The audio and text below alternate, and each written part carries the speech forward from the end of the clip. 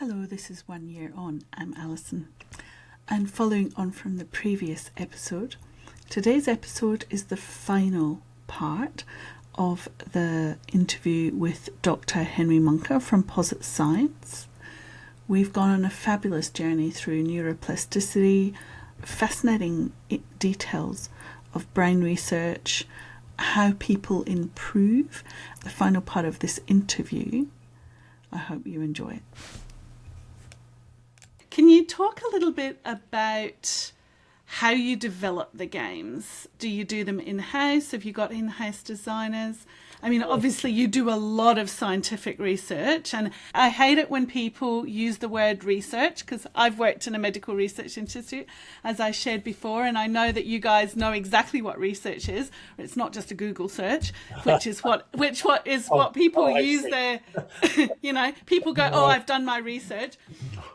Proper, you set your hypothesis and then you set up a number of tests and whatnot to examine if you can prove or disprove your hypothesis, right? That's proper research. And then you have all these randomized controlled trials. So, how do you build new games? So you're absolutely right. We have a wonderful science team here that does that kind of research, as you described, so does these complex randomized controlled trials. But we also have a wonderful software engineering team here. So we build everything in-house, so to speak. And I think one of the strengths of our approach here at Brain HQ is, the science team and the engineering team, they work very, very closely together. And in fact, a number of the programmers on the software development team have PhDs in science. And they kind of started off with thinking about building brain training exercise, and they eventually became excellent software engineers and kind of fused those together. And I think one of the, it's hard to get this science right? And it's certainly hard to get it right when you start to build a commercially available product that lives on the web, and you have to deal with web browsers and mobile devices, and you're making a lot of trade-offs around how it should work. It's incredibly important that engineering work is deeply, deeply intertwined with the science work. Otherwise, you're just going to build stuff that doesn't work. Is what's going to happen. And so we're very happy to have all that in-house. And I think one of the pleasures of working here has been just kind of that incredibly fertile cross-collaborative efforts between software engineers and scientists and frankly, artists and game designers and sound people and, everyone else that takes to make a full program like this. Yeah, it certainly is quite an effort to put all that together and make something that is, that works, is effective, and actually engages people enough that they want to keep doing it. It really is. And I'll mention another study because it highlights this in particular. I have a collaborator here at Posit Science, and Dr. Mahncke, and she ran an incredible NIH-funded study with a researcher up at McGill last year. And they compared Brain HQ training to ordinary video games and looked at the ability of either of those things to change the levels of a key neurochemical in your brain called acetylcholine that's involved in attention and memory and, in fact, related to the onset of Alzheimer's disease. And, they had this advanced brain imaging technology at McGill. They could look directly inside your head and see how much acetylcholine was there. It's sort of amazing. And so what they showed in that study quite clearly was, hey, the Brain HQ training improved these measures of acetylcholine compared to the video game training. And, it's exciting for a lot of reasons. It's the first time anyone had ever seen that acetylcholine could be changed in the human brain. That's probably why when people do Brain HQ training, they're less likely to get dementia. But it was also really interesting because, hey, there was something different about these brain training exercises than ordinary video games, right? And that's in a way surprising, right? When you play a video game, well, I mean, you have to be a little bit fast usually, and gosh, it certainly involves your attention and your memory, and you got to make decisions. Why didn't that work? And the more you think about it, the more interesting question that becomes. And the answer is almost certainly for two reasons, which is, hey, the Brain HQ exercises are very focused, like I said, on speed of processing. Lots of video games, again, like crossword puzzles and things like that, you have to think, but you don't have to think fast. And then also the Brain HQ exercises were adaptive in the way we talked about, right? They get harder, easier to be in that Goldilocks zone, as you put it. And so the reason I mentioned that here as we're talking about this is, hey, it's hard to build these in such a way that they work. right? It's very easy to make something on a phone that involves your attention and say, oh, I guess this is attention training. It's actually quite challenging to make something like that really follows the required conditions to drive brain plasticity efficiently. And then when you take it into a 3-year, $2 million study, show that it actually improves acetylcholine. And that's really the difference between why we tend to call these brain training exercises. And hey, there's a zillion games on your phone. You want to play a game, play a game. But if you want to do something that's really going to drive brain plasticity and help your brain, hey, you should pick something that's been designed and built by scientists and shown to actually do that. Yeah, that's true. Trust the science, right? And the science is always improving. It is. It is. We are getting smarter with each step, each learning. That's exactly right. So, can I ask you what changes should users expect over what sort of time frame in terms of getting better at the game itself and then getting better in real life? How long would you expect sort of, doing the game in Brain HQ and making improvements, and then they might see the resulting behavior in real life?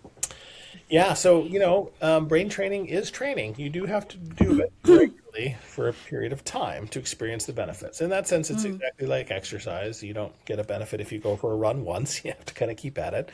Or like anything you learn, right? If you pick up a trumpet once and play it, and you don't learn to play the trumpet, you have to kind of stay at it for a while. And so, what the studies have shown us is that we're usually looking to get people to 90 minutes to 2 hours of brain training per week. It probably doesn't matter that much how you divide it up. Some studies people have done twice a week for a pretty intense training of an hour. Other studies people have done brain training 7 days a week, in which case they're only doing it for 20, 30 minutes a day. But you probably need to kind of get that in. And I think it probably needs to not be once a week, right? And once a week, you're probably not really letting the learning sink in. And then, the shortest studies of Brain HQ have probably been 5 or 6 weeks of brain training like that. And then, other studies I've been involved with have done 2 months, 3 months, or even 6 months of brain training, as the case may be. And so we absolutely see that, hey, if people are doing 2 hours of brain training a week for 5 or 6 weeks, we're certainly going to see objective improvements. On the average, right? Your mileage may vary as always, but on the average, we're seeing, good cognitive and neuropsychological function gains after 6 weeks like that. And in, most cases, people are noticing the difference. But what's interesting is that the way each person notices the difference is unique to their individual life, right? And so what I mean by that is, hey, some people write back and they say, oh my gosh, I'm so much more confident driving, right? That's really what I've noticed. Or how about other people call and say, you know what, I used to always have to write down a phone number when someone told it to me, but now I can keep all 7 digits in my mind. And, I'm not going to remember it forever to write it down eventually, but, it's not like it's flying out as soon as it comes in. Other people just talk about a sense that, hey, I just feel less foggy, right? I used to feel like it just wasn't sharp. Everything was a little mushy, and I just feel like this sharpness in the world around me. And so, and I think what that tells us is something pretty interesting from a psychological perspective. First of all, it tells us that people are not psychologists. I don't think I've ever had someone come back to me and say, my executive function has improved, right? That's not how people perceive the world. And it also tells us that everyone has a particular unique sense that's unique to their brain, but also crucially unique to what they are doing with their brain, that they know what's hard for them. And they're going to reflect back the benefits of brain training, kind of through that language. And so that's super interesting because we get all kinds of interesting and amazing stories. I had a person told me he got better bowling after doing Brain HQ. And, that's the story. This guy liked to bowl. He was very happy with the benefits that brain training had given them. Now, look, it's important for me as a scientist to say that, hey, all these clinical trials are averages, right? There are some people who do training and they do not experience a benefit in the same way that there are some people who go to the gym and they don't lose weight or improve their heart health. I think most people who keep at it are going to experience benefits after a period of time. But we're still figuring out the science on some of this. Yeah, definitely. I'm very conscious of Let the me say one time. more thing. Yeah. It's not it's not a magic pill, right? I wouldn't Mm, want you or any of the listeners to think, oh, I'm going to do 10 hours of brain training and then I'm going to be the world memory championship and I'm never going to get in a car accident today and I'm going to score 300 the next time I go bowling. We're not promising miracle cures here, right? It's like, hey, if you begin an exercise program, you are not necessarily going to go win a weightlifting championship at the Olympics afterwards, right? You're going to be stronger and mm. healthier, but we have to be realistic. And that same thing's true of brain training. And frankly, I think that's one of the ways we can recognize good science, right? We're not promising the moon, but we are saying that, hey, this approach to improving your brain health, like it can drive measurable benefits, and they're not just on tests, but people are going to notice it in their life as well. Yeah, look, that's very true. Thank you, Henry. It's been a wonderful journey through neuroscience and learning about brain plasticity. I think there's something for everyone in Brain HQ. It's been fabulous to talk to you from beyond the pond. Thanks very I'm much. delighted to have been on. Thank you for the invite, and thanks for sharing your own pretty incredible journey of self-discovery of how to build a real-world brain training program. And it's fascinating to hear about it, It's and I'm glad you've had a amazing. good experience with Brain HQ, and we're all on that journey together. So thank you. Indeed. Thank you. See you See you later. then. Bye.